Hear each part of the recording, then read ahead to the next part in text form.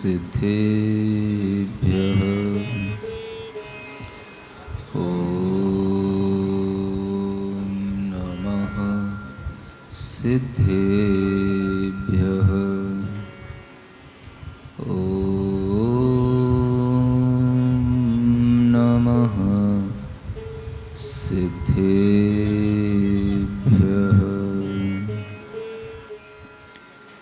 जयतस्तव पार्श्वस्य श्रीमद्भर्तुः पदद्वयं क्षयं दुस्तरपापस्य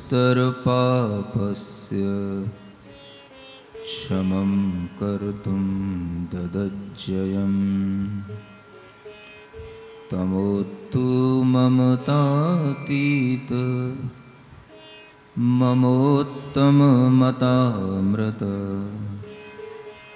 ततामितमते तात मतातीतमृते मित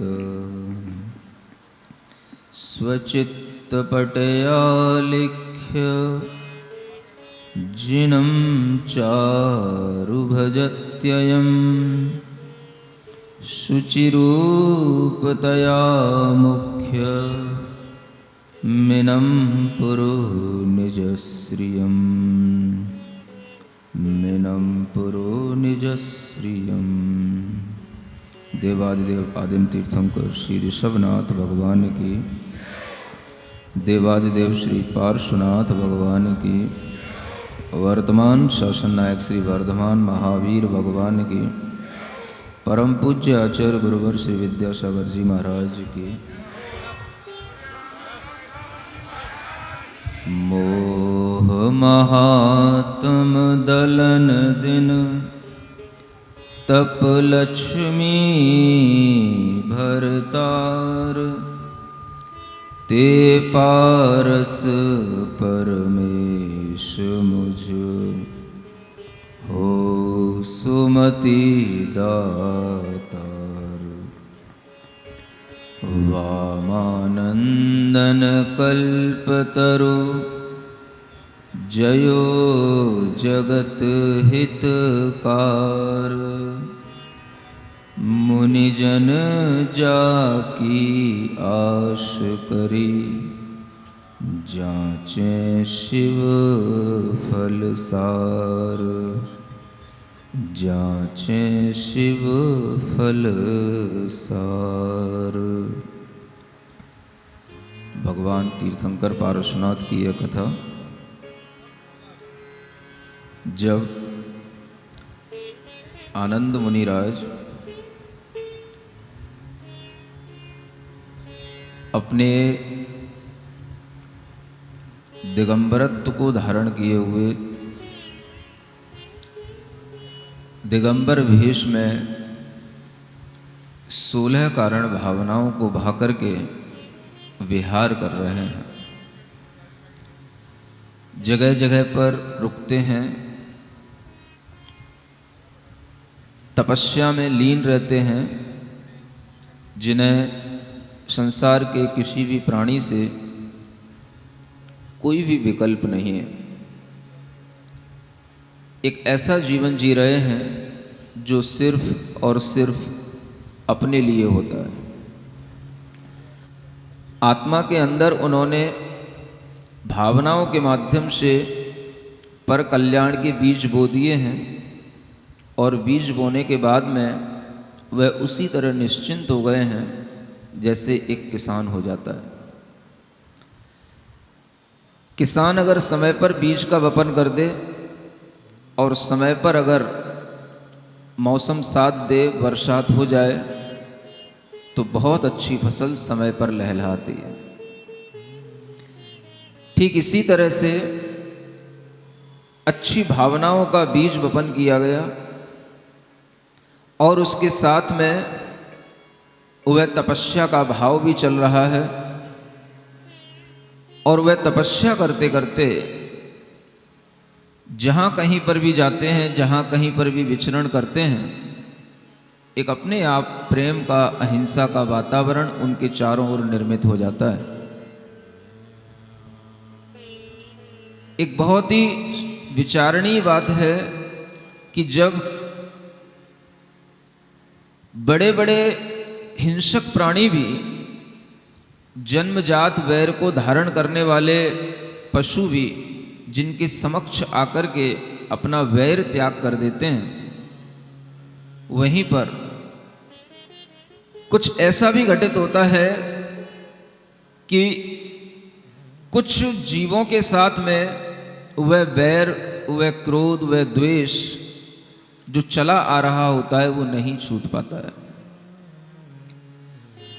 अंतरंग की ये ऐसी परिणतियां हैं जो जन्म जन्मांतरों के संबंध के साथ बंधी हुई रहती हैं, और हर आदमी के अंदर जो एक असामान्य क्रोध होता है वो जन्म जन्मांतरों के संबंधों के लिए हुए ही रहता है। क्या शब्द बोला? एक असामान्य क्रोध और एक सामान्य क्रोध। जिनके अंदर सामान्य क्रोध होता है, सामान्य रूप से द्वेष होता है, वो कभी भी किसी भी क्षण अपने आप को बदल भी सकते हैं और वह किसी महापुरुष के सानिध्य में रुक भी जाता है, नष्ट भी हो जाता है।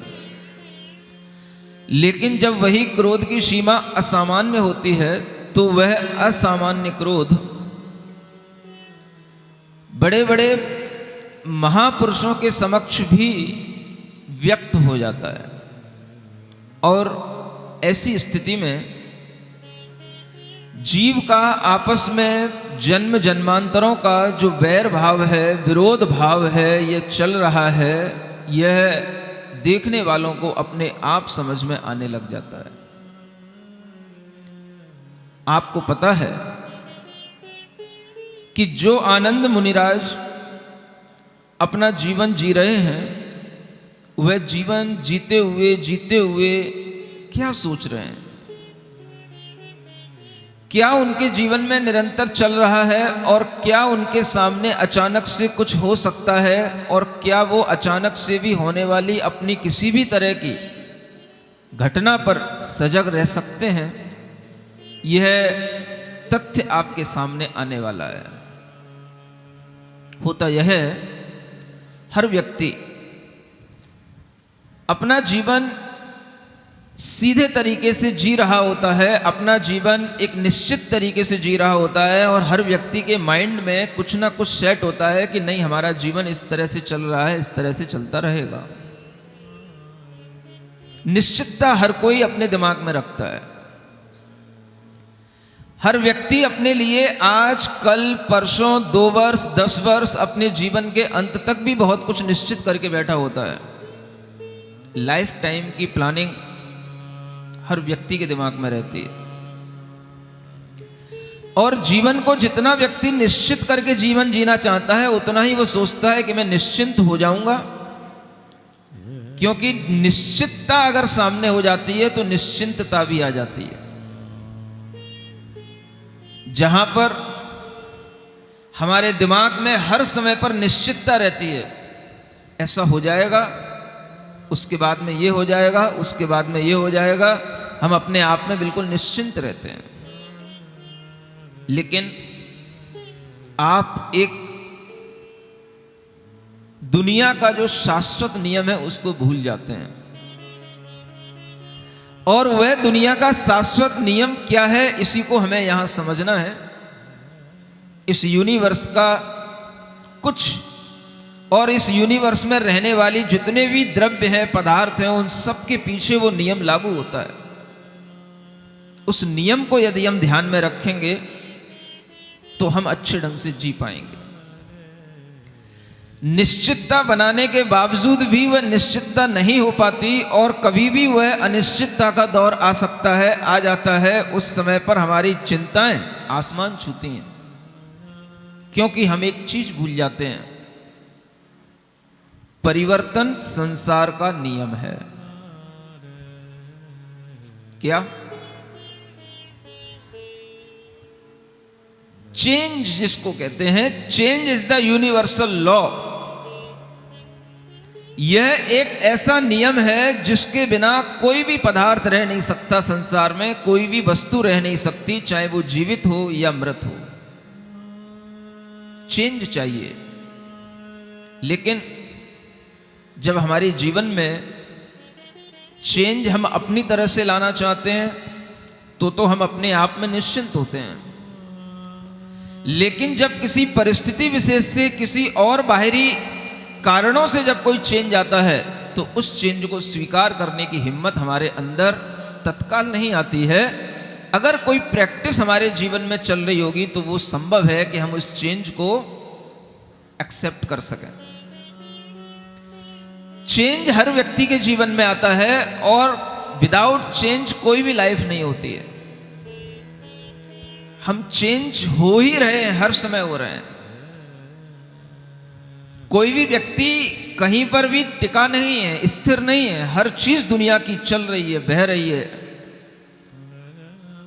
एक ऐसा शाश्वत नियम है यह संसार का जिसको हम देखते हैं, लेकिन जब वह चेंज एक स्थिति के साथ होता है, एक निश्चित दर के साथ चल रहा होता है, तो हम उसको स्वीकार करते चले जाते हैं। लेकिन जब कोई चेंज अचानक से आता है, अचानक से कोई चेंज हमारे जीवन में आकर के आघात पहुंचाता है, तो उस समय पर हम डर जाते हैं, उस समय पर हम विचलित हो जाते हैं, उस समय पर हम अपने से बहुत दूर हट करके व्यथित हो जाते हैं। ये चेंज को आज हमें समझना है। हमारी कोई तैयारी इस चेंज के साथ है कि नहीं। हर व्यक्ति जीवन में कुछ चेंज करके भी आनंद महसूस करता है। हर व्यक्ति जीवन में चाहता है कि हमारे जीवन में कुछ चेंज होता रहे,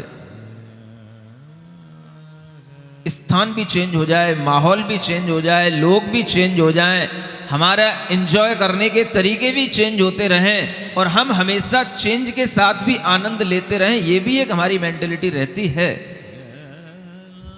लेकिन ये सब चेंज हमने निश्चित कर रखे हैं अपने दिमाग में। हमारे साथ नए नए लोग हों, हमारे साथ नए नए भोजन की डिशेज हों, हमारे साथ में नए नए एंजॉय करने के तरीके हों, वो तरीके जो होने चाहिए वो सब हमारे दिमाग में सेट हैं। अगर उन तरीकों से वो चीज़ें हमारे लिए बाहर से आती हैं तो हम अपने आप को बड़ा प्रसन्न महसूस करते हैं, खुश महसूस करते हैं। लेकिन जब कोई चीज़ें हमारे सामने ऐसे आ जाएं जिन्हें हमने कभी सोचा ना हो, तो वह चेंज फिर हमारे लिए सहन करने योग्य नहीं होता है। कितने लोगों ने सोचा था कोरोना की सेकंड वेव आएगी, कितने घर के कितने बुजुर्गों को ले जाएगी, कितने घर के कितने ही युवाओं को ले जाएगी, कितने लोगों के जीवन में कितनी तरह की परेशानियां खड़ा कर देगी। किसी ने सोचा था? नहीं सोचा था। सब अपने अपने तरीके से जी रहे थे। लेकिन कुछ हुआ, चेंज आया, और उस चेंज को हमने अगर स्वीकार किया, उस चेंज में जीने की अगर हमारे अंदर क्षमता रही, तो हम आज भी जी रहे हैं। और जो लोग उस चेंज को सहन नहीं कर पाए, वो आज भी किसी ना किसी आघात में कहीं ना कहीं रो रहे हैं, पड़े हैं, दबे हुए हैं। चेंज जीवन में आता है। हमारा जीवन हर समय पर चेंजेबल है और हम देख रहे हैं कि हमारी आयु हर समय पर कोई ना कोई नया चेंज ला रही है हमारे सामने। हम छोटे से बड़े हुए हैं, विदाउट चेंज नहीं हुए हैं, चेंज चल रहा है। चेंज हमारे सामने आता है, लेकिन अगर कोई चेंज हमारे सामने चैलेंज के रूप में आ जाए तो उस समय पर हमारी क्या स्थिति होगी, बस ये स्थिति हमें समझना है।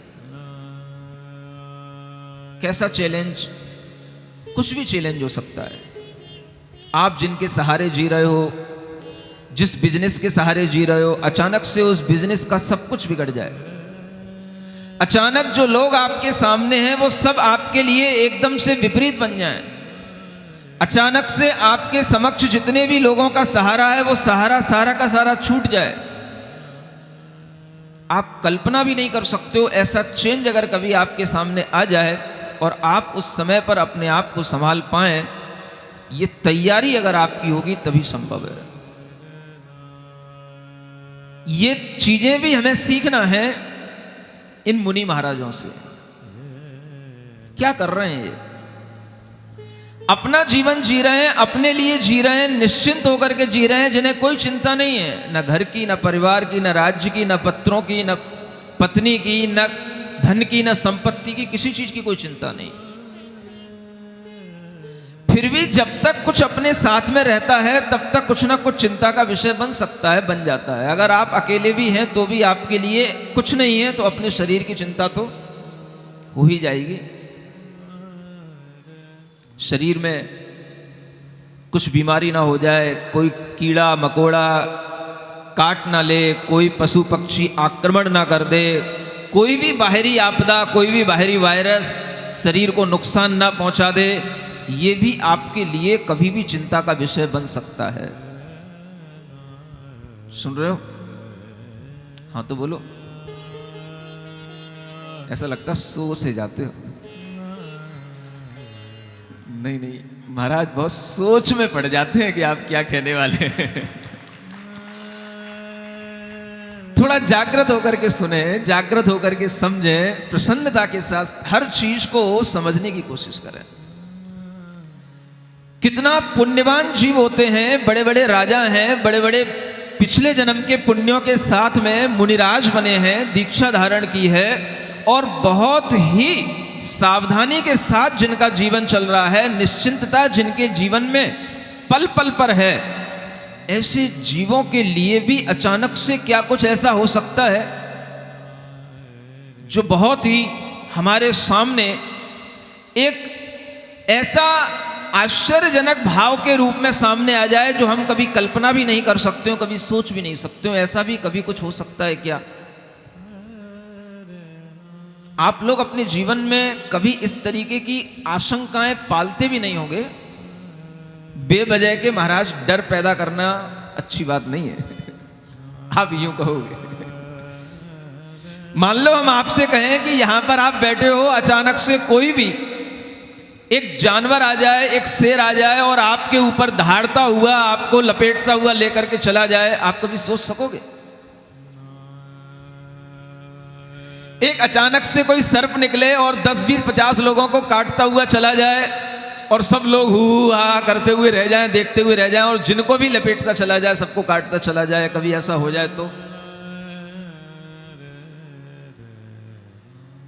महाराज आप अच्छी अच्छी बातें क्यों नहीं कर रहे हैं आज?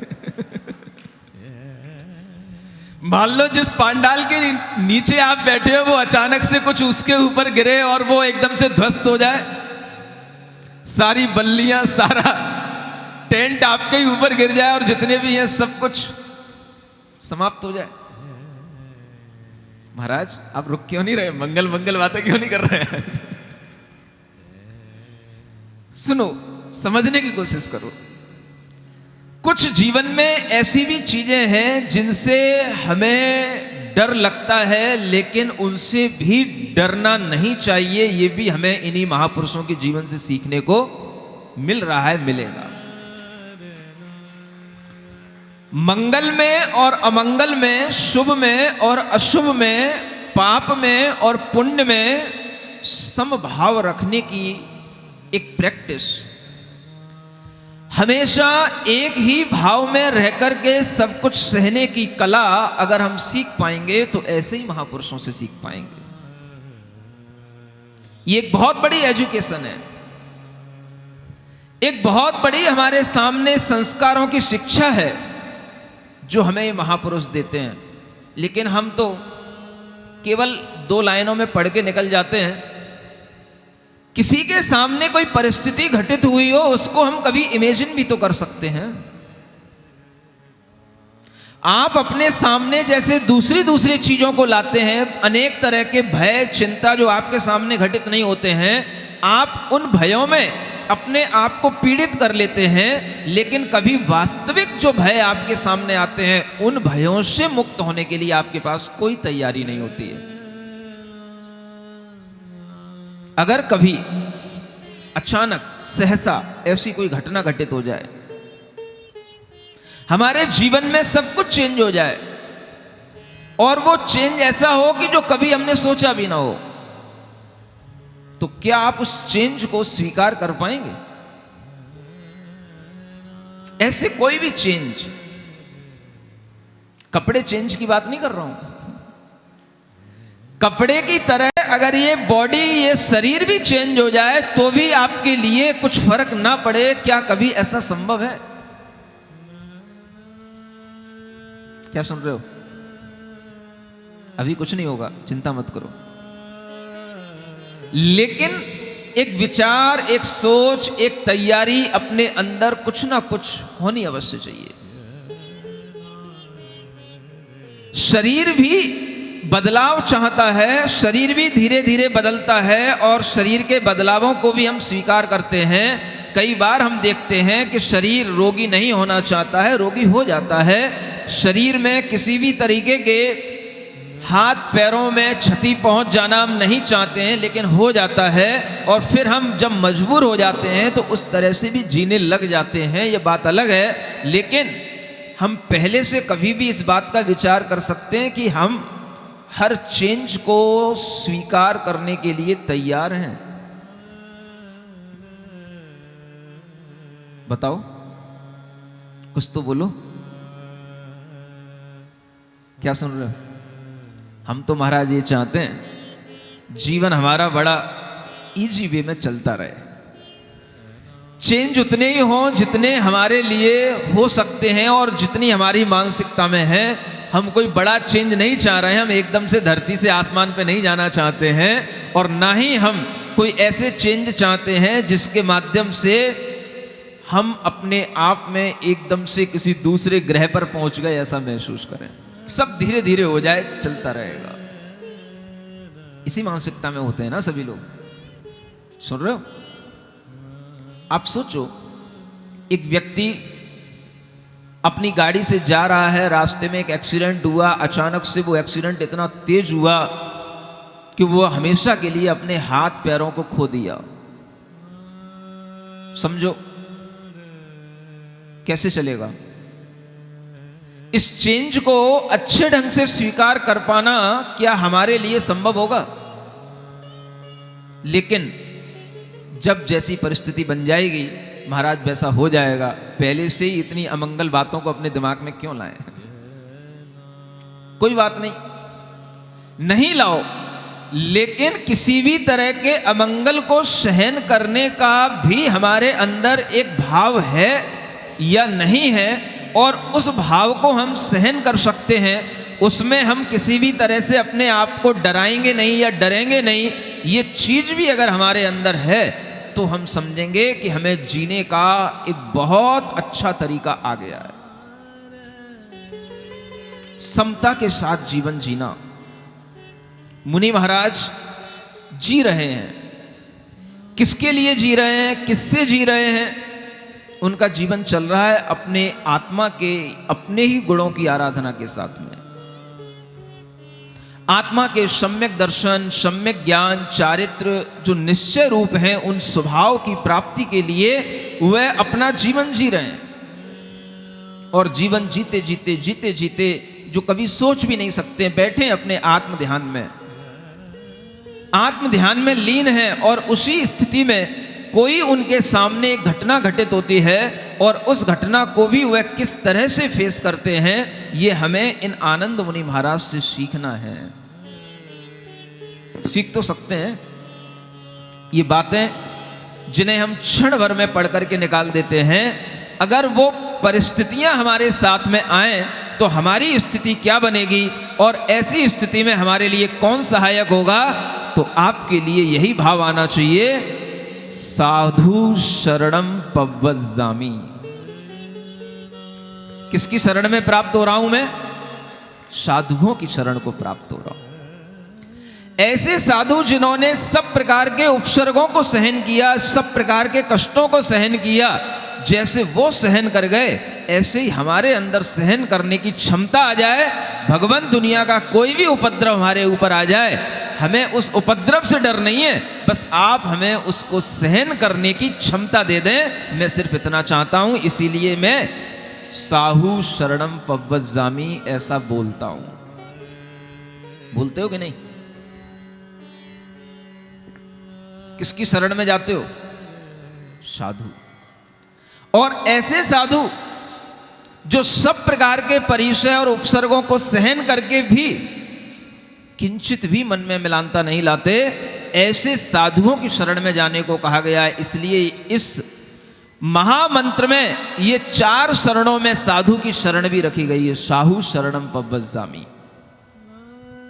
अरिहंतों की शरण से तो हमें केवल ज्ञान मिलेगा, सिद्धों की शरण से तो हमें केवल अपने स्वरूप का भान मिलेगा, लेकिन साधु की शरण से हमें ताकत मिलेगी, शक्ति मिलेगी उस स्वरूप को प्राप्त करने की और हर कष्ट को सहन करने की। इसलिए साहू शरणम पव्वज्जामि ऐसा कहा गया है। केवली पंडितो धम्मो शरणम पव्वज्जामि, ये और बाद में है। वह धर्म जो हमने सीख लिया है उसकी शरण तो हम अपने आप प्राप्त कर लेंगे अगर हमने साधु की शरण को प्राप्त कर लिया तो, क्योंकि साधु ही हमें धर्म की शरण में जाना सिखाएगा। और जिस समय पर हमारे लिए इस तरह की स्थितियां बने, परिस्थितियां बने, हम अपने आप में उस शरण में आ जाएंगे। अगर हम वास्तव में कभी इस तरह की कथाओं को सुने होंगे, ऐसे चित्र हमारे दिमाग में होंगे, ऐसा कोई भी इमेजिनेशन हमारे दिमाग में होगा जो यहाँ पर बताया जा रहा है, तो हमारे सामने भी कभी कुछ घटित होगा, तो हम उस समय पर भी अपने आप को धर्म की शरण में ही रखे हुए होंगे, क्योंकि हमने ये चीजें पहले सीख ली हैं। ऐसा क्या है महाराज जो आप इतना ज्यादा भूमिका बना करके हमें सिखाने की कोशिश कर रहे हैं? हमें कहीं और से नहीं कुछ सीखना है, इसी में जो होने वाला है वही हमें सीखना है, और हमें भगवान पारसनाथ की कथा से ही सीखना है। आनंद मुनि महाराज का जीवन जो चल रहा है, कल जहां हमने छोड़ा था, जिनके गुणों का वर्णन करने पर कोई भी समर्थ नहीं हो सकता और जिनके गुणों का कोई पार नहीं है, ऐसे वो गुण क्या हैं जिसके कारण से हम उनकी शरण में जाते हैं? वो केवल पारसनाथ भगवान के जीवन का ही गुण नहीं है, उनके और जन्म जन्मांतर तक भी जो वो साधु बनते रहे वो भी गुण हैं उनके, जिन गुणों की आराधना करके हमारे अंदर भी वो सामर्थ्य आ सकती है। पढ़ते हैं उन भावनाओं को, देखते हैं कि आज क्या होने वाला है ऐसा जो हमारे जीवन में बिल्कुल अप्रत्याशित हो। चेंज उनके जीवन में आने वाला है, आनंद मुनि महाराज के जीवन में, लेकिन वो चेंज एक चैलेंज के साथ सामने आ रहा है, और उस चैलेंज में भी वह कितना अपने आप में दृढ़ रहते हैं, ये हम आगे की इस कथा से सुनते हैं। मंगल भवन अमंगल हारी पारसनाथ जगत हितकारी, सुख संपत सब ही घर आवे, के जन गावे। एक दिन आते क्षीर बनांतर ठाड़े मुनि वैराग भरे, पौन परिसों से नहीं कांपे मेरु शिखर जो अचल खड़े। सोमर नरक कमठ चर पापी, नाना भांति विपत्ति भरी, तिस ही कानन में विकटानन, पंचानन की देह धरी। देख दिगंबर के हरि को प्यो, पूर्व भवांतर बैर दयो, धायो दुष्ट दहाड़ तत्क्षण आन, अचानक कंठ गयो। तीखे नखन विदारे काया, हाथ कठोरन खंड करे, बाकी दाड़न सो तन भेदे, वदन भयानक ग्रास भरे। यो पशुकृत पर चंड परी, सह समभावन सो साधु सही, क्रोध विरोध ही ये नहीं, अन्यों पर मछिमा और माज बही। धन धन श्री आनंद मुनीश्वर, धन यह धीरज भाव भजे, ऐसे घोर उपद्रव में जिन योग जुगत सो प्राण तजे। अंत समय पर जंत तपोधन, शुभ भावन सो नहीं चये, आनत नाम स्वर्ग में स्वामी सुरगण पूजित। ओम अरहम नमः, ओम अरहम नमः, ओम अरहम नमः, ओम हरहम नमः, ओम अरहम नमः। अर्हं नमः ओम अर्हं नमः ओम अर्हं नमः। Always remember, nothing in life that is great is easy. If it was easy, that it would not be great. क्या सुना आपने? आप सोचते हो जीवन में सब कुछ इजी वे में हो। अगर सब कुछ इजी होगा, you will not be a great person. अगर जीवन में कुछ ग्रेट चाहिए, ग्रेट मैन होना है, ग्रेट बनना है, तो आपको कुछ ऐसी भी चीजों से गुजरना पड़ेगा जो इजी वे में नहीं हो रही हैं, लेकिन आपके सामने चैलेंज के रूप में आ रही हैं। आपको उन्हें स्वीकार करना होगा। एक मुनि महाराज बैठे हैं सभी तरह के परिसरों को सहन करके, जिन्होंने अपने शरीर से भी ममत्व को त्याग करने की साधना की है, और उस साधना के बाद में उनके लिए उस साधना का परिणाम मिल रहा है, फल मिलने वाला है। लेकिन फल कभी कभी अपने आप से नहीं मिलते हैं, दूसरों के सहयोग से मिलते हैं। पूर्व जन्म का वह कमठ का जीव, जहां यह जीव अनेक तरह के स्वर्गों में रहने के बाद में यह मनुष्य की पर्याय में राजा बने, वह अनेक तरह के नरकों में गिरने के बाद में वह तिर्यंच बना, और तिर्यंचों में भी क्रूर तिर्यंच बना। सबसे बड़ा क्रूर प्राणी जिसे हम सिंह कहते हैं, जिसका एक नाम पंचानन भी होता है, ऐसा वह क्रूर प्राणी सिंह भी उसी जंगल में जाकर के जन्म लिया जहां पर ये मुनि महाराज तपस्या कर रहे थे। हो गया एक दिन संयोग, ढूंढते ढूंढते वह मिल ही गए, और जैसे ही उन मुनि महाराज को देखा, उनके ऊपर क्रोध के कारण से टूट पड़ा, उनका कंठ पकड़ लिया, अपने जबड़ों से उनको बिल्कुल ही घायल कर दिया, और अपने नाखूनों से, अपने नखों से उनको विदार करके उनके बिल्कुल टुकड़े टुकड़े कर दिए उसने। लेकिन मुनि महाराज शुभ ध्यान में, शुद्ध भाव में बैठे बैठे उन शरीर के अलग अलग टुकड़ों के होने पर भी, घायल होने पर भी आंख खोल करके भी नहीं देखे कि ये कौन है, मेरे साथ क्या हो रहा है, कौन क्या कर रहा है। वो अपनी ही आत्मा में लीन है और वह अपने में ही निमग्न है, और वह ऐसा करते करते जब उनके प्राण उस शरीर से निकल गए, तो वही आत्मा आनत स्वर्ग में जाकर के देव पर्याय को प्राप्त हो गया। हो गया। शत्रु तो सबके होते हैं, किसी के लिए कह करके आते हैं, किसी के लिए बिना कह करके आ जाते हैं, किसी के लिए इसी जन्म में बनते हैं, किसी के लिए जन्म जन्म के बने हुए होते हैं। पता नहीं होता कि कौन शत्रु कब किस समय पर क्या आक्रमण कर दे, किस तरह की हानि पहुंचा दे, और किस तरह का चेंज हमारे जीवन में आ जाए, चैलेंज बन जाए, लेकिन हम उसको स्वीकार कर सकें। कोई भी मलिनता नहीं, कोई भी क्रोध का भाव नहीं। पता है अपने अंतर ज्ञान से कि ये जीव कहां से आ रहा है, क्या कर रहा है, लेकिन फिर भी कोई दुर्भाव नहीं, क्षमा भाव। ये कहलाती है वीरों की क्षमा। जो सब कुछ करने में समर्थ हो सकते हैं, लेकिन फिर भी अपना प्रतिकार नहीं करते, अपने लिए कुछ नहीं करते, ऐसे वह मुनि महाराज जब इस तरह की क्षमा भाव धारण करते हैं, तो उस क्षमा के परिणाम से, उन शुभ भावों के परिणाम से 12वें स्वर्ग से भी ऊपर कि स्वर्गों में जाकर के उनका जन्म हुआ। एक क्षण में ही सब कुछ चेंज हो गया।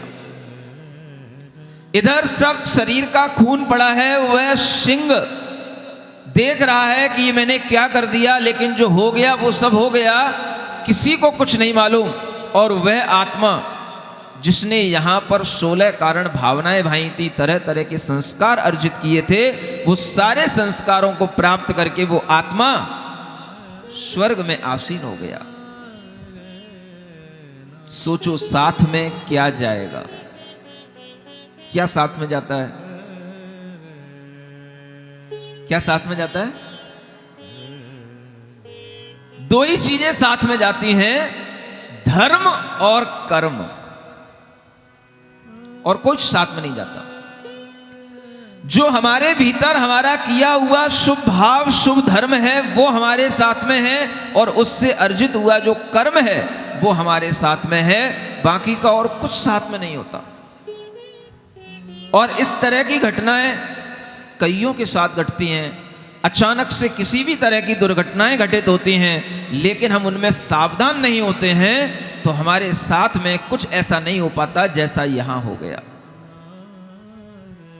वह घटनाएं जीवन में कभी भी अगर सामने आए तो हम उस समय पर इन मुनि महाराज को याद कर पाएं, हमारे दिमाग में आ जाए, अरे जब आनंद मुनि महाराज के लिए एक सिंह भी दहाड़ करके उनको पूरा छलनी छलनी करके उनका शरीर नष्ट कर सकता है, तो तेरे जिए कौन दुख है, मृत्यु महोत्सव भारी।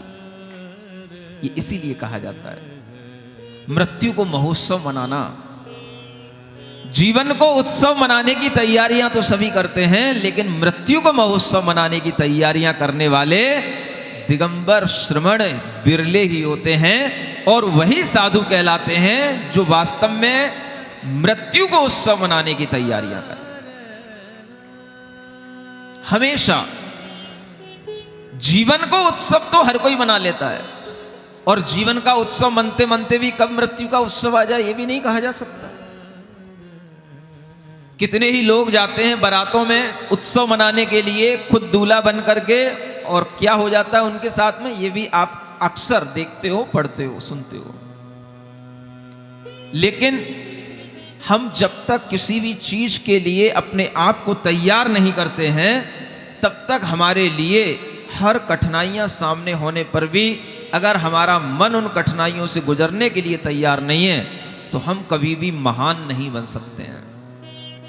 ये आत्मा अगर महान बनेगी अगले जन्म में तो इसी बात से बनेगी कि इस आत्मा ने ऐसा कुछ कर लिया जो जन्म जन्म में नहीं किया था, और इस जन्म में इस आत्मा ने इतनी क्षमता भाव रखा कि एक सिंह का उपद्रव भी सहन कर लिया, और एक चीत्कार भी मुंह से नहीं निकली, चीख भी नहीं निकली। सुन रहे हो? सोचो कभी ऐसा हो तो क्या हो।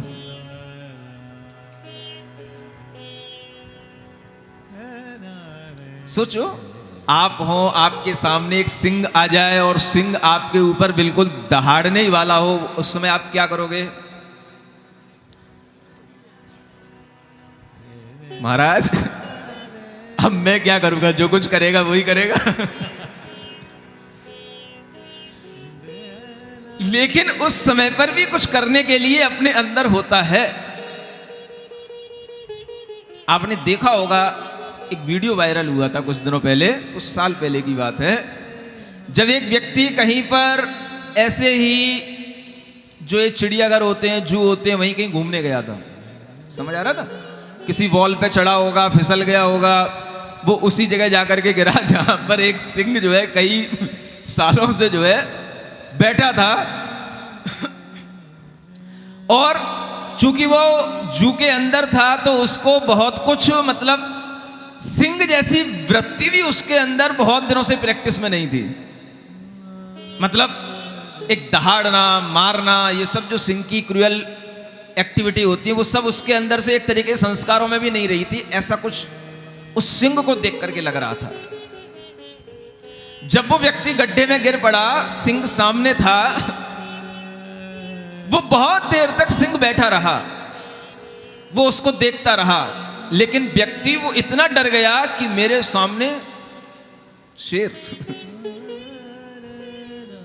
अगर आप उस टाइम को देखें तो वो टाइम बहुत था, वो अगर चाहता वहां से भाग करके निकल सकता था, वहां से दौड़ सकता था, लेकिन उसके हालात इतने खराब हो गए कि वो कुछ सोच भी नहीं सकता। वहां सिंह को अपनी तैयारी करने में भी बहुत टाइम लगा, क्योंकि जो पालतू सिंह होते हैं उन्हें कुछ करना नहीं होता, उनके सामने वो टुकड़े डाल दिए जाते हैं, जो जू में रहते हैं वो वैसा ही कर लेते हैं। उनके अंदर की एक जो आदत होती है शौर्य दिखाने की, मतलब जैसे आप कोई एक्सरसाइज करते हो उससे पहले वार्म अप होने की जो एक आदत होती है वो भी चली गई थी उसके अंदर। अब ऐसी स्थिति में जब वो व्यक्ति सामने है और उसके लिए टाइम भी है, ना वो अपने लिए कुछ अच्छा कर सका, ना अपने बचने के लिए कुछ कर पाया, और वह केवल चीखता रह गया जब तक कि वह अपनी तैयारी करता रहा। उसने एकदम से उसकी गर्दन पकड़ी, झपट्टा मारा और उसको ले गया एक जगह। सुन रहे हो? कभी उसने सोचा था मेरे साथ ऐसा होगा? लेकिन अगर कभी आपने ऐसी घटनाएं सुनी हो, ऐसे कथानक पढ़े हों, ऐसे भगवान के इन जन्म जन्मांतरों के इन भवों पर अगर आपकी श्रद्धा बन रही हो, तो आप उस समय पर भी याद कर सकते हो,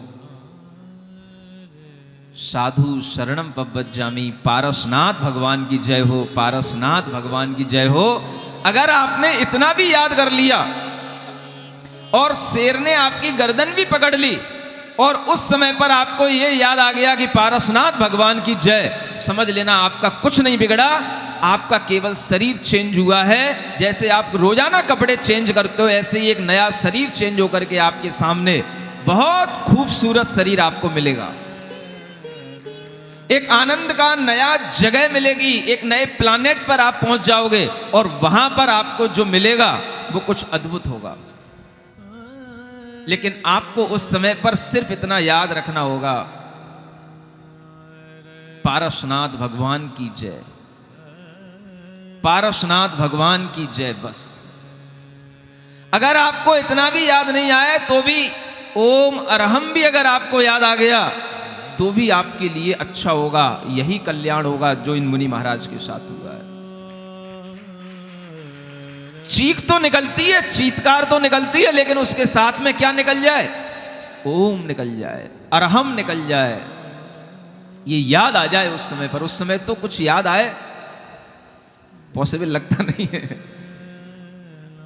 आप थोड़ी सी अपनी तैयारियां तो रखें कि अगर कभी हमारे सामने अचानक से कोई दुर्घटना हो तो उस समय पर मैं ओम अरहम अपने मुंह से निकाल पाऊंगा कि नहीं, बोल पाऊंगा कि नहीं। बस इतना ही से करना है। लोग पूछते महाराज कैसे समाधि की जाती, कैसे तैयारियां करना है? भाई तैयारियां तो उनके लिए जिनके लिए कोई टाइम मिले।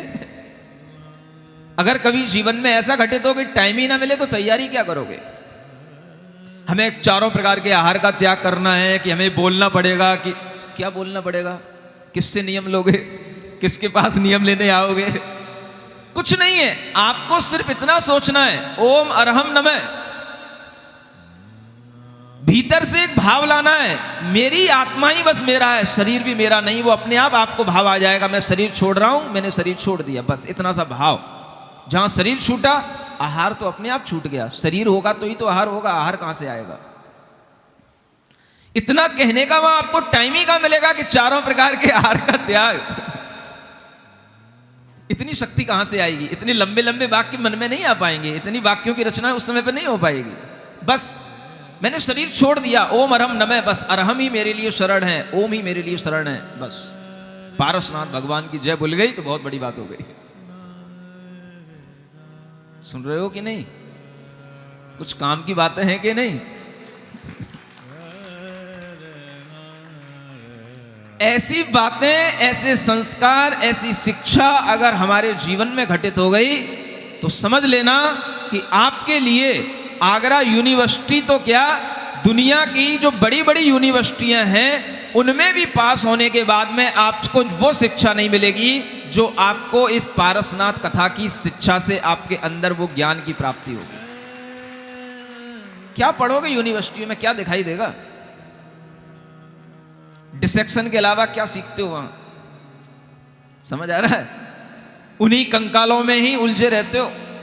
लेकिन रियल लाइफ में किसी भी तरीके का चैलेंज अगर हमारे सामने आता है और इस तरीके का चेंज हमारे सामने आता है तो हम उसको कितनी हिम्मत से एक्सेप्ट कर पाते हैं, ये हमें ऐसे महापुरुषों की कथा सुनने से ही प्राप्त होगा। अब देखते हैं कि वह क्या होता है, कहाँ क्षण भर में वह जीव जाकर के जन्म लेता है। अगर जीव ने सबके प्रति क्षमा भाव रखा है, तपस्या की है, तो उस तपस्या का फल क्या मिलेगा? मरना तो शेर को भी है, वो भी कभी मरेगा, वो भी मर गया और ये भी मर गए, और इन दोनों के लिए कोई भी अगर अगले जन्म में भी सुख नहीं है तो फिर इस तरह की तपस्या करना और न करना दोनों बेकार है। समझ में आ रहा है? ये बात आपसे बहुत पहले भी कही थी, और इसी बात को हम आगे देखते हैं कि आगे जो वर्णन है ये सब ऐसे इस लोक के अंदर ऐसी जगह हैं, ऐसे स्थान बने हुए हैं, स्वर्ग लोकों के ऐसे विमान हैं जो व्यवस्थित ढंग से बने हुए हैं, और उन विमानों में उत्पत्ति होने के तरीके, जन्म लेने के तरीके और वहां पर जीवन जीने के तरीके अपने आप में अलग होते हैं। ये तरीके हम यहां पर डिटेल से अब सुनने की कोशिश करेंगे। सब कुछ चेंज हो चुका है। अब हम कहां पहुंच गए? स्वर्ग में पहुंच गए। स्वर्ग लोक वर्णन लिखो, यथा शक्ति सुख रीत, धर्म धर्म के फल विषय, ज्यों मन उपजे प्रीत।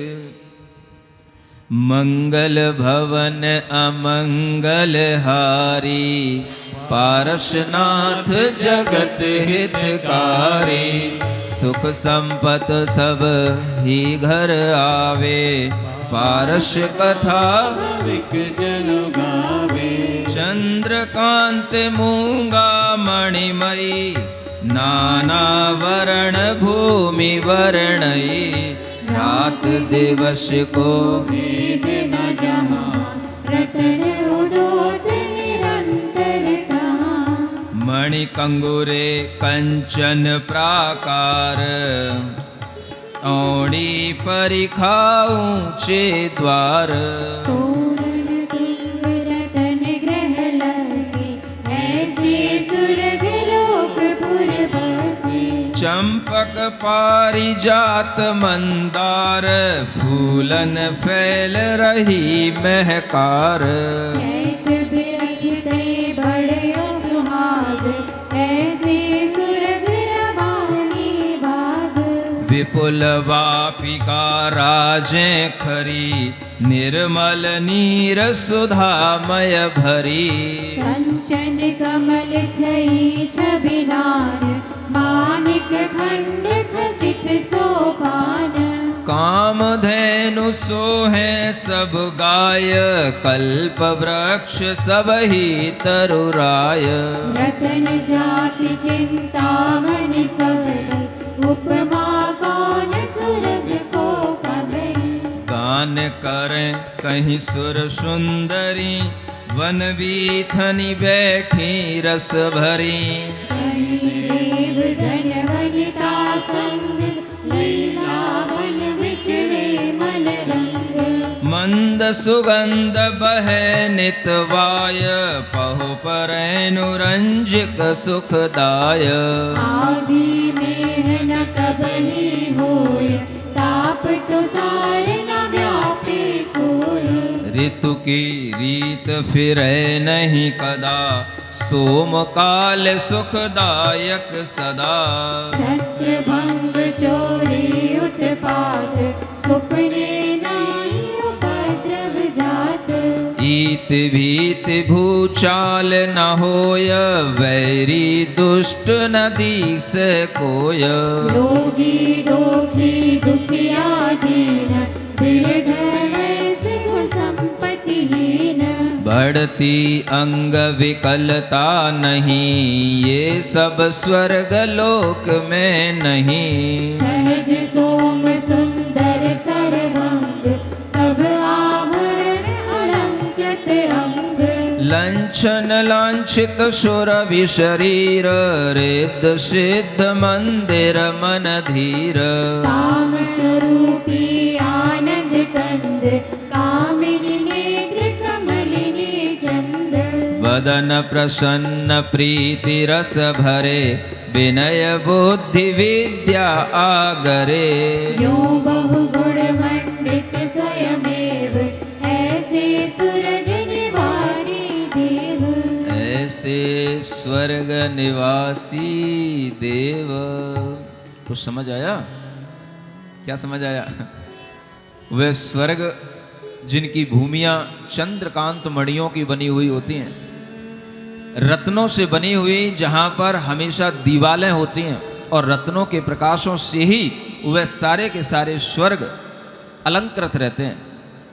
अनेक तरह की वहां पर कामधेनु भी होती हैं और कल्प वृक्ष भी होते हैं, जो आपने केवल नाम मात्र से पढ़ रखे हैं। कामधेनु गाय, कल्प वृक्ष, ये या तो भोग भूमि में होते हैं या इन स्वर्गों में होते हैं। और इस तरह के अनेक प्रकार के वहाँ पर स्थान बने होते हैं, उपवन होते हैं, बाग बगीचे होते हैं, सब तरह के मनोरंजन के साधन जो आप यहाँ पर आर्टिफिशियल बनाते हो, वहाँ पर हमेशा नेचुरल वे में बने रहते हैं। क्या सुन रहे हो? क्या करते हो आप? किसी अच्छे गार्डन की तलाश में रहते हो, कहीं पार्क में पहुँच जाते हो, कहीं स्विमिंग पूल बनाते हो, ये सब वहाँ पर बने हुए रहते हैं। और जो अच्छे से अच्छा आनंद आपके लिए मिल सकता है, उस सबके लिए वहाँ पर व्यवस्था रहती है। और ऐसी व्यवस्था रहती है कि वहाँ पर कोई किसी के साथ में न चोरी करता है, न छल कपट करता है, न कोई किसी के लिए छीना झपटी करता है। सब अपने अपने आनंद में मग्न रहते हैं, एक ऐसी व्यवस्था के साथ जहाँ पर कोई भी मौसम की भी बदलाहट नहीं होती है। हमेशा समशीतोष्ण सौम्य मौसम हमेशा बना रहना, और हर तरीके से न वहाँ पर कोई आंधियाँ आती हैं, न तूफान आते हैं, न कभी अतिवृष्टि होती है। इस तरह के जितने भी वातावरण हमारे सामने दुख देने वाले होते हैं, वो वहाँ पर कुछ भी नहीं होते हैं। क्योंकि वहाँ क्या करना है? वहाँ सिर्फ पुण्य का फल भोगना है। आप पूछोगे महाराज कैसे पता पड़ेगा कि हम वहाँ ऐसे फल भोग लेंगे, हमें वहाँ ऐसा स्वर्ग मिलेगा? ये तो आप वैसे ही कल्पनाओं की बातें बता रहे हो। समझ आ रहा है? ऐसा भी तो प्रश्न आ सकता है ना। मैंने आपसे बहुत पहले भी एक प्रश्न किया था इसी बात को लेकर के, कि बस आप अपने दिमाग में एक प्रश्न ये लाओ कि अगर हमने अपने जीवन में कोई भी अच्छे काम किए हैं, व्रत किए हैं, तप किए हैं, उसका फल हमें कहाँ मिलेगा? और अगर हमने अपने जीवन में कोई पाप किए हैं, हिंसाएं किए हैं, दुराचार किए हैं, तो उसका फल हमें कहाँ मिलेगा? सब चीजें आपको हाथ पर लेकर के नहीं दिखाई जा सकती हैं। और कोई भी साइंस कभी भी हर चीजें आपको हाथ पे लेकर के नहीं दिखा देता है। वो कहता है, बताता है, आप उस पर विश्वास करते हैं। इसी तरह से जिन्होंने अपने अंतर ज्ञान में और जिन सर्वज्ञों ने हमें ये चीजें बताई हैं, हमें इस पर विश्वास करना होगा। आज आप चंद्रमा पर पहुंच गए, मंगल पे पहुंच गए, सूरज पे पहुंच गए, कोई पहुंच के देखा है क्या वहां पर? किसी ने कह दिया है, हमने मान ही तो लिया है। वही बात आपको यहां पर भी कही जा रही है, बताई जा रही है, और लॉजिकली बताई जा रही है कि आप सोचें, अगर आपके पास सोचने की क्षमता है तो। अच्छाई का फल हमें कहां मिलेगा? पुण्य का फल हमें कहां मिलेगा? और बुराई जिसने की है उसका फल उसे कहां मिलेगा? तो ऐसे स्थान जहां पर आदमी अपने पुण्य कर्म का फल भोगता है उसी को स्वर्ग कहते हैं, और ऐसे स्थान जहां पर अपने पाप कर्म का फल भोगता है उसी को नरक कहते हैं। और ये सब स्थान मरे बिना देखने को मिलेंगे नहीं। हाँ, ये बहुत पुरानी कहावत है, मरे बिना स्वर्ग नहीं। जिंदा में स्वर्ग नहीं दिखता है। अब आप कहो कि हमें इसके लिए मरना पड़ेगा, तो मरना तो सबको ही पड़ेगा। मरने से पहले अगर हम अच्छे कर्मों के साथ मरेंगे तो ये स्वर्ग हमारे सामने होंगे, अगर हम बुरे कर्मों के साथ मरेंगे तो नरक हमारे सामने होंगे। इसलिए मरना बड़ी चीज नहीं है, लेकिन हम किस ढंग से मरे हैं, हम क्या करके मरे हैं, ये बहुत बड़ी बात है। तो ये ध्यान में रखना है कि स्वर्ग कभी भी मरे बिना दिखाई नहीं दे सकते हैं, और पंचम काल में तो और नहीं दिखाई दे सकते हैं। समझ आ रहा है? चतुर्थ काल में तो देवी देवता ये सब आते भी थे, मिलते भी थे, बातचीत भी करते थे, कुछ ना कुछ दे भी जाते थे, ले भी जाते थे। अभी अपन इतने कम पुण्य वाले जीव हैं कि कोई अच्छे देवी देवता अपनी हेल्प करने नहीं आते, कोई भी बड़े देवी देवता अपने फिक्र ही नहीं रखते। बोले यार सबको अपनी अपनी जिंदगी जीने दो, क्या करना है। और अगर कोई आएंगे तो वो आसपास कोई व्यंतर शरीर के देवता होंगे, तो वो जरूर तुम्हारे घर में ही जो मरे वो वहीं के वहीं कोई जन्म ले लिए, तो वो जरूर तुम्हें रातों में सपनों में दिखाई देंगे। वो कभी जरूर तुम्हें भूत बाधा बन करके दिखाई देंगे, भूत व्यंतर बन करके सामने आ जाएंगे। बस ये तो आ जाएंगे, लेकिन जो अच्छी क्वालिटी के देवता होते हैं, जितनी बड़ी क्वालिटी का बड़ा ऊंचा देव होगा वो उतना ही इस धरती पर नहीं आता। वो अपने ही महल में रहता है, अपने ही विमानों में रहता है।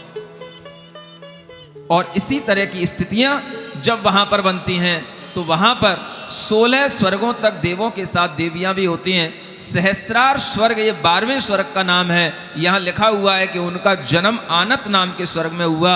ये आनत, प्राणत, आरण और अच्युत ये 13वें, 14वें, 15वें और 16वें स्वर्गों के नाम हैं। तो हम ये समझ सकते हैं कि वह पारसनाथ भगवान का जीव 13वें स्वर्ग में जाकर के जन्म लिया है और वहां पर देवों के साथ देवियां भी रहती हैं। और वो सब कैसी होती हैं थोड़ा यहाँ पढ़ लेते हैं। ललित वचन लीलावती, शुभ लक्षण सुकुमाल, सहज गंध सुहावनी, यथा मालती माल, शील रूप लावण्य निधि, हाव भाव रसलीन, सीमा सुभग श्रृंगार की, सकल कला परवीन, निरत गीत संगीत सुर, सब रस रीत मझार, कोविद होय सुभावते, सुरग लोक की नार। समझ आ रही है भाषा? महाराज आप ही समझाओगे, समझ नहीं आ रहा। क्या सुन रहे हो? ललित वचन लीलावती, हमेशा मनोहर वचन बोलने वाली, आपकी घर की स्त्री की तरह नहीं कभी भी आंख भौं टेढ़ी कर ले, समझ आ रहा है, कभी भी कुछ भी बकने लग जाए, ऐसा नहीं। ललित वचन, हमेशा मनोहर वचन बोलने वाली। लीलावती, लीला हमेशा ऐसे लगे कि लीला ही कर रही है, समझ आ रहा है। और उसको कुछ काम तो होता नहीं, मैं कुछ चौका बर्तन तो करना नहीं होता वहां, कुछ खाना पीना तो कुछ होता नहीं, बच्चे तो पालने नहीं होते, हमेशा लीला ही करनी होती वहां। ऐसी लीलाओं को धारण करने वाली, शुभ लक्षण सुकुमाल, सहज सुगंध से भरी हुई जैसे मालती की बेल हो, शील का रूप लावण्य की निधि, हाव भावों से भरी हुई, सौभाग्य की, श्रृंगार की जितनी भी सीमाएं हो सकती हैं वो सब लांघने वाली, और हमेशा सकल कलाओं में प्रवीण, संगीत में, गीत में, सुर में हमेशा लीन रहने वाली, और सब प्रकार के स्वभाव को धारण करने वाली स्वर्ग लोक की ऐसी रानियां, ऐसी देवियां होती हैं। पंचेंद्रिय मन को महा, जे जग में सुख हेत, तिन सब ही को जानिए, स्वर्ग लोक संकेत। 5 इंद्रियों और मन को सुहावनी लगने वाली, अच्छी लगने वाली जितनी भी चीजें हो सकती हैं वो सब चीजें तुम्हें वहीं पर मिलेंगी। यहां पर जो कुछ भी है वो थोड़ा बहुत उसी की नकल कर रहे हो आप, समझ में आ रहा है। जो कहीं कहीं हिल स्टेशनों पर घूमने निकल जाते हो, कि कहीं कहीं कोई बड़े बड़े जंगलों में, पार्कों में चले जाते हो, कि वो थोड़ा बहुत उसी की नकल कर रहे हो, समझ आ रहा है। किसी वृक्ष के नीचे बैठ गए, कुछ हंसी मजाक कर ली, कुछ थोड़ा सा आनंद ले लिया, कुछ चाय कॉफी पी ली, ये थोड़ा थोड़ा सा खाना पीना, रस, ये सब नाच गान सुन लिया, ये सब थोड़ा थोड़ा उसी की नकल है, समझ आ रहा है। भरपूर कहां मिलेगा? वहीं मिलेगा। वो कब मिलेगा? जब मरोगे तब मिलेगा। लेकिन कैसे मरोगे तब मिलेगा? ऐसी पारस कथा सुनते सुनते भी अगर मरण हो गया तो भी नियम से आपको ऐसा ही देवगति की पर्याय मिलेगी। इसीलिए आपने देखा होगा कि लोग भावना करते हैं कि महाराज मरण समय पर बस आप सामने हो और प्राण तन से निकले। क्यों? क्योंकि साधु का दर्शन, धर्म का श्रवण जिस समय पर मरण हो रहा हो उस समय पर अगर करने को मिल जाए तो नियम से वह जीव पुण्य आत्मा जीव होगा और उस जीव को ही ऐसी देवगति की पर्याय मिलती है। इसलिए भजनों में भी ये भावना रहती है, जब प्राण तन से निकले आपका दर्शन सामने हो। इस तरीके की भावनाएं क्या बताती हैं? यही भाव बताती हैं। महिलाएं अक्सर गाती रहती हैं लेकिन ध्यान नहीं देती हैं, है ना। प्राण तन से निकले उस समय उनसे पूछो क्या याद आता है जब पेट में दर्द होता है तो। इत्यादिक संपत्ति बहुथान, देवलोक महिमा असमान, आनत वर विमान है जहां, धर्यो जन्म सुरपति ने तहां। देखिए कैसे इस जन्म को बोलते उपपाद जन्म। क्या बोलते हैं? हाँ, जो हम मनुष्यों का जन्म होता है इसको बोलते गर्भ जन्म। 3 तरह के जन्म होते हैं, एक गर्भ जन्म होता है, एक उपपाद जन्म होता है और एक सम्मूर्छन जन्म होता है। केवल 3 ही तरीके के जन्म होते हैं पूरे 4 गतियों में। तो जो मनुष्यों का जन्म होता है, पशुओं का जन्म होता है, ये गर्भ जन्म कहलाता है। जो देव और नारकियों का जन्म होता है इसे उपपाद जन्म बोलते हैं। और जो ये छोटे मोटे कीड़े मकोड़े जहां कहीं भी उत्पन्न होते रहते हैं ये सम्मूर्छन जन्म वाले कहे जाते हैं। सुन लेना, जैन साइंस के अनुसार जन्म 3 प्रकार के होते हैं। तुम्हारी साइंस में कहीं कुछ नहीं मिलेगा। समझ आ रहा है? मैं तुमसे पूछूं कि ये मेढक कहां से पैदा हो गया, तो साइंस कहती है वो जब समुद्रों से भाप बनी थी तो वो समुद्र में जो मेढक थे वो भाप बन करके भाप के साथ ही बादल बन गए थे, बादल में पहुंच गए थे। और जब वो बादल बरसे तो वहां से नीचे आकर के मेढक के रूप में दिखने लग गए। सुन रहे हो? ऐसी बेहूदी बातें करते हैं साइंस के लोग। अचानक से वह मेढक, वह जैसे ही कहीं आप पानी गिरे, कहीं कोई पोखर हो, कोई गड्ढा हो, अपने आप टर टर की आवाज आने लग जाती है। कौन सा जन्म हो गया उनका? कहां से आ गए वो? किसने किसके साथ में कौन सा जन्म करने के लिए कौन सी उनके साथ में कॉम्बिनेशन करा दिया, कौन सी रिएक्शन करा दी? कुछ नहीं था। ऐसे जन्मों को बोलते हैं सम्मूर्छन जन्म। ध्यान रखो इस नाम को। क्या बोलते हैं? हाँ, आप बैठे हो, वहीं के वहीं अनेक तरह की चींटियां उत्पन्न हो गई, चींटे उत्पन्न हो गए। कहीं भी आपने कुछ भी थोड़ा सा मीठा घी कुछ रख छोड़ा और वहां पर अनेक तरह की चींटियां आकर के देखने में आने लग गई। ये अचानक से कहां से जन्म लेके कहां से आ गई? इन सब के जन्म का नाम क्या है? सम्मूर्छ जन्म। ये स्वर्गों में जो देवों का जन्म होता है इसको बोलते हैं उपपाद जन्म। ये कैसा विशिष्ट होता है यहाँ बताया जा रहा है। उपज्यो संपुट गर्भते तेज पुंज अति चंड, मानो जलधर पटलते प्रगट्यो दामिनी दंड, एक मुहूर्त में तहां संपूर्ण तन धार, किधों रतन की सेज तजी सोवत उठ्यो कुमार। क्या कहते हैं? संपुट गर्भ में जैसे कोई सीपी होता है, सीप में मोती होता है ना, ऐसे ही वहां पर उपपाद शैया होती हैं। उन उपपाद शैया पर यह आत्मा जाकर के वहां पर सीधी वहीं उपपाद शैया में पहुंचती है और वहां पर जो है उस उपपाद शैया पर ही उसका जन्म होता है। और जन्म के समय पर एक अंतर मुहूर्त में ही उसका शरीर पूरा बन करके तैयार हो जाता है। एक अंतर मुहूर्त मतलब विदिन 48 मिनट्स। ये तो बहुत ही लंबी टाइम की लिमिट बता दी। आप उसको सेकंडों में ही समझें, मिनटों में ही समझें कि वो आधा मिनट 1 मिनट के अंदर वह पूरा जीव एक सुंदर नव यौवन से सहित राजकुमार की तरह बन करके बैठ करके वहां पर बिल्कुल तैयार मिलेगा। जब तक यहां से आप अपनी तो कौन उठाएगा, दूसरे की अर्थी नहीं उठा पाते हो, तब तक तो वो वहां पर क्या बन गया? राजकुमार नव यौवन से सहित देवता बन करके वो वहां बैठ जाता है। और कैसे? जैसे मेघों से बिजली निकलती है ना, जलधर पटलते हैं प्रकट्यो दामिनी दंड। दामिनी माने बिजली होता है।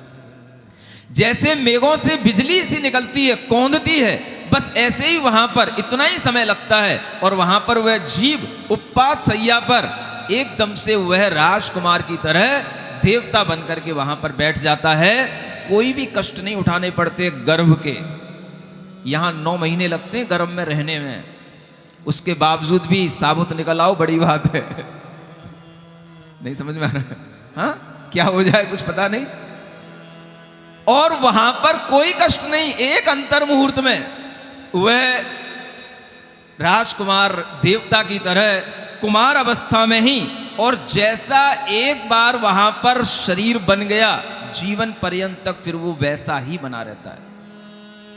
न कोई वहां पर लंबाई बढ़ती है, न वहां पर कोई बुढ़ापा आता है, न कोई रोग होते हैं, न किसी भी प्रकार का कुछ होता है। एक बार में ही वह जैसा बन गया वैसा ही हमेशा जीवन पर्यंत तक बना रहेगा। इतनी जल्दी वहां जन्म होता है। सुन रहे हो? क्योंकि सुख मिलना है, गर्भ में भी दुख मिलता है, इसलिए गर्भ के भी कष्ट वो नहीं झेलता है जीव। सुख में जीने के लिए उपवास सैया पर वह जन्म लेता है, लेकिन वो उपवास सैया देवों की ही उपवास सैया होगी। नरकों में भी ऐसा जन्म होता है, लेकिन वहां पर तो कुछ अलग तरीके की व्यवस्था है। जन्म के समय पर इस तरह से पूर्ण शरीर को प्राप्त कर लेना, और ऐसा लगे जैसे रत्नों की सेज पर वह जीव आकर के बैठ गया हो। मण किरीट माथे दिपे, आनन अधिक स्वरूप, कानन कुंडल जगमगे, पावन कटक अनूप, भुज भूषण भूषित भुजा, ये हार छवि देत, अंग अंग इत्यादि बहु, सब आभरण समेत। जैसे आप लोग कभी नाटक वगैरह करते हो, बच्चों को श्रृंगारित करके ले आते हो, है ना? ऐसे ही पूरा श्रृंगारित किया हुआ, मुकुट लगे हुए, कुंडल पहने हुए, बाजूबंदों से सजे हुए, अच्छे अच्छे रत्नों के आभूषण पहने हुए, पाँव में भी पैनियां पहने हुए, हाथों में अच्छे कंगन पहने हुए, वह देवता सजा धजा वहां पर बैठ जाता है। समझ आ रहा है? शरीर बनता है, थोड़ी ही देर में वहां पर सब देव लोग आकर के उसको सजा देते हैं। सब तैयारी में बैठे हैं स्वागत करने के लिए। जैसे नरकों में स्वागत अलग तरीके के होते हैं, ऐसे ही देवगति में स्वागत करने की तैयारियां अलग होती हैं। जैसे आप लोग अभी तैयारी में बैठे हैं स्वागत करने के लिए। समझ आ रहा है? ऐसे पुण्य से ही मिलता है कि भाई दूसरे लोग वेट करें। क्या समझ आ रहा है? अगर आपने किसी को कहीं पर जाने का अपॉइंटमेंट दे दिया है और आपके लिए कोई वेट कर रहा है, तो आप समझें कि आप कुछ हैं। क्या सुन रहे हो? लेकिन ये तभी होगा जब आपके भीतर कुछ होगा। समझ आ रहा? बाहर से तैयारियां नहीं होती हैं, तैयारियां भीतर से होती हैं। जब आदमी कुछ बनता है, कुछ करता है, जब आदमी के अंदर कोई अपनी ही क्वालिटी होती है, तब उसको इस तरीके के माहौल मिलते हैं। और फिर वहां पर जब इस तरह से वह सज धज करके बैठ जाता है, तो देखो कैसे फिर वहां पर समय गुजरता है, क्या वहां का माहौल होता है। पढ़ते जाना। मंगल भवन अमंगल हारी, नाथ जगत हितकारी, सुख संपत सब ही घर आवे, शनै शनै देखे दिश सही, लोचन कोर कान लग रही, विस्मयवंत होय मन तामे, कौन आयु किस नाम, अहो कौन यह उत्तम देश, सकल संपदा कंचन के मंदिर मणि जरे, जी से दिव्य। कहते हैं धीरे धीरे वह अपनी दिशाओं को देखने लग जाता है। उसकी आंखें चारों ओर देखने लग जाती हैं कि हम ये कहाँ आ गए, कौन सा धाम है, ये कौन सा देश है। यहाँ पर ये सकल संपदाएं दिख रही हैं, चारों ओर ये स्वर्ण के ही महल बने हुए हैं, अप्सराएं जहाँ पर चारों ओर भरी दिख रही हैं, और यह उत्तम शरीर अनेक प्रकार की चमक के साथ में सुशोभित है। ऐसी सभा मंडप के बीचों बीच में मैं बैठा हुआ कौन हूं। सुन रहे हो? ऐसा अद्भुत नज़ारा होता है क्षण भर में। और इस तरह के नज़ारे आपके लिए मिलते रहें, ऐसी भगवान से प्रार्थना करने के लिए आप निरंतर रटते रहो। ओम अरहम ओम अरहम ओम अरहम बोल, ओम अरहम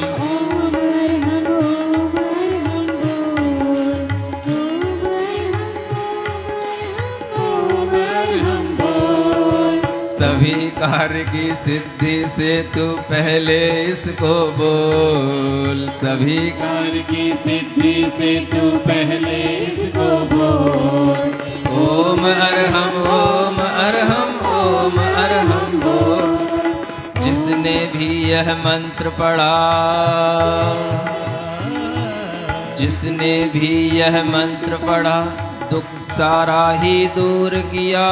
जिसने भी इसको ध्याया सुख का पारावार हुआ।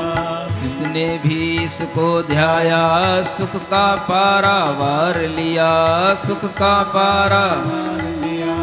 इसकी महिमा इसकी शक्ति नहीं सका कोई तौल, इसकी महिमा इसकी शक्ति नहीं सका कोई तोल। ओम अरहम ओम अरहम ओम अरहम बोल, ओम अरहम ओम अरहम ओम अरहम बोल। ओम अरहम ओम अरहम ओम अरहम बोल। ओम अरहम ओम अरहम ओम अरहम बोल। चलिए, एक काम जो सुना है कि कल यहाँ पर बहुत से लोग आहार देने की तैयारियां कर रहे हैं कि हम मुनि महाराज को आहार देंगे। मेरे मन में एक विचार आया है कि आहार देना अच्छी बात है, लेकिन आहार देने के साथ साथ कुछ मन में इस तरीके के भी कुछ बंधन होने चाहिए जिससे आपकी रक्षा लंबे समय तक हो सके और आपके लिए यह रक्षा बंधन वास्तव में एक अंतरंग का उल्लास का त्योहार बन जाए। क्या सुन रहे हो? रक्षा बंधन का मतलब ही है कि आप किसी बंधन में बंधेंगे तो आपकी रक्षा होगी। सुन रहे हैं? लेकिन आप तो बिल्कुल मुक्त रहना चाहते हो। नहीं महाराज, बंधन में तो बंधने से हमें डर लगता है। ऐसे डरने वाले कितने लोग हैं? अगर आपने आज पारसनाथ भगवान की कथा सुन ली, इतने बड़े बड़े उन्होंने शरीर के भी त्याग कर दिए, इतने बड़े बड़े परिसर सहन कर लिए, तो अगर हम छोटी छोटी सी भी कुछ नियमावली के साथ में अपने आप को बांधने की कोशिश करेंगे तो हमें लगेगा कि यह बंधन ही धर्म का बंधन होगा और इसी बंधन से आपकी रक्षा होगी और इसी बंधन से आपके लिए साधु की शरण हमेशा बनी रहेगी। सुन रहे हो? हाँ तो बोलो। कितने लोग चाहते हैं कि मैं किसी बंधन में बंध करके ही रक्षा बंधन बनाऊंगा? सब चाहते हैं। मैंने आपके सामने कुछ एक लिस्ट बनाई है और वो लिस्ट भी एक छोटी सी बेटी लेकर के आई थी, अपने लिए लेकर के आई थी, लेकिन मुझे लगा कि लिस्ट इतनी अच्छी है कि इसको सब लोगों को बताना चाहिए और सब लोगों को इसी लिस्ट के बंधन से बंधना चाहिए। बहुत कुछ ज्यादा कठिन चीजें नहीं है, जो नॉर्मल चीजें हैं जो आपके लिए जीवन में काम आने वाली वो तो सब आप करो, लेकिन जो चीजें गलत हैं, जो आप अपने बाउंड्री से बाहर जाने वाली चीजें हैं, उन चीजों पर अगर आप कंट्रोल करेंगे तो वह बंधन आपके लिए अच्छा रक्षा बंधन के रूप में बनेगा और आपकी रक्षा के रूप में ही ये बंधन आपको दिए जाएंगे। चाहोगे? बिल्कुल। मुनि महाराज के कितने मूल गुण होते हैं? 28। सुन रहे हो? उन 28 मूल गुणों से बंधने के लिए आपको 28 चीजों की एक लिस्ट दी जा रही है कि जो चीजें आपके खाने पीने में आ सकती हैं, आती होंगी, लेकिन अगर आप ध्यान से सुनेंगे तो हो सकता है कि बहुत से लोगों के लिए तो वो नाम ही परिचित में ना हो, किसी ने कभी सुने भी ना हो, लेकिन फिर भी वो चीजें आपके लिए अगर ध्यान में रहेंगी तो आप उनका नियम ले सकते हो, संकल्प ले सकते हो। सुना दूं? 28 के 28 फॉलो करने होंगे, है ना? पूरे मूल गुण आपको 28 जैसे मुनि महाराज के होते हैं, ऐसे 28 नियम। कब तक? आज से लेकर 4 महीने तक। चातुर्मास का मतलब ये नहीं दीपावली पे शुरू हो जाओ। आज से लेकर, आज कितनी तारीख है? 21 तारीख। मनोज की भी सलवटें पड़ रही दिमाग। चिंता तो हो रही है अभी मुझे। देखो राकेश कह रहा है अभी दीपावली तक ही करवाओ। ये पंच लोग कभी नहीं सुधरेंगे। सुनेंगे? बताओ आपकी क्या इच्छा है, बताओ। एक भाव अच्छा लगेगा 4 महीने का। सुन रहे हो ना? महाराज जी एक शर्त है, वो 4 महीने तक उपस्थिति आपकी यही होनी चाहिए। अब शर्तों में हमें मत बांधो, पहले आप अपनी मेरी शर्तों में आप बंधने की कोशिश करो। सब तैयार है। ठीक है ना। तो देखो सिंपल सी चीजें हैं, और ये चीजें जो यहाँ बताई जा रही हैं आपके घर में बनने वाली चीजों के लिए मना नहीं है। जो चीजें बाजार की होती हैं उन चीजों से आपको बचना है, ठीक है ना। पिज्जा,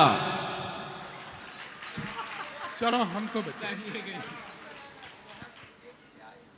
हाँ पिज्जा है ना, burger, patties, chowmein, spring roll, momos, McPuff, Manchurian, honey, Red Bull, Chinese fried rice, chowmein roll, donuts, tacos, egg, pastry cake, Maggi, mushroom, Sting, beer and wine, पान मसाला। त्याग है। इधर से आवाज आ रही थी, आ गई, इधर से तो आ ही नहीं रही। सुन रहे हो, ये लिस्ट आप पंच लोग वहां चिपका देना, अभी पूरी नहीं हुई है। बीड़ी and cigarette, pasta, yogurt, mayonnaise, tobacco और कोल्ड ड्रिंक्स। समझ आ रहा है? कोल्ड ड्रिंक्स में सब कुछ है, जानते हो ना आप। हाँ, वैसे भी ये सब चीज़ें खाने पीने के योग्य नहीं होती हैं। अपने घर में जो चीज़ें बनती हैं, अपने घर में जो चीज़ें अच्छी से अच्छी बन सकें आप उन्हें खाइए, उनका सेवन कीजिए, कोई दिक्कत नहीं। और बाहर की चीज़ों को लाकर के भी आप घर में, जैसे मैगी के मसाले होते हैं या पिज्ज़ा के भी जो बेस चीज़ें होती हैं जो घर में लाकर के आप बनाते हो, वो भी आप बचने की कोशिश करें, है ना। जो चीज़ शुद्ध तरीके से घर पे ही बने आप उसी के लिए बनाएं। और अपनी जो शुद्ध जैन बेकरीज हों उन पर भी अगर कोई चीज़ बनती है और आपके लिए विश्वसनीय है तो वो भी चलेगी। लेकिन ये सब जो लिस्ट जो पैकेट फूड के रूप में आपके बाज़ारों में मॉल में मिलती है, इससे आपको बचना होगा। बताओ कितने लोग चाहते हैं? Very simple. और वाह, है ना। चलिए, लोग वैसे डर रहे थे, डरा रहे थे, लेकिन यहाँ पर सब लोग बहुत बढ़िया हैं, सबको बहुत बहुत अच्छा आशीर्वाद, ठीक है ना। ये 28 आइटम्स आपके लिए 4 महीने के लिए इनको अवॉइड करना है, और उसके बाद अगर आपका मन बने तो फिर आप हमेशा के लिए भी इनसे बच सकते हैं। ये आपकी अपनी इच्छा शक्ति के ऊपर होगा। जरा तालियां बजा दीजिएगा।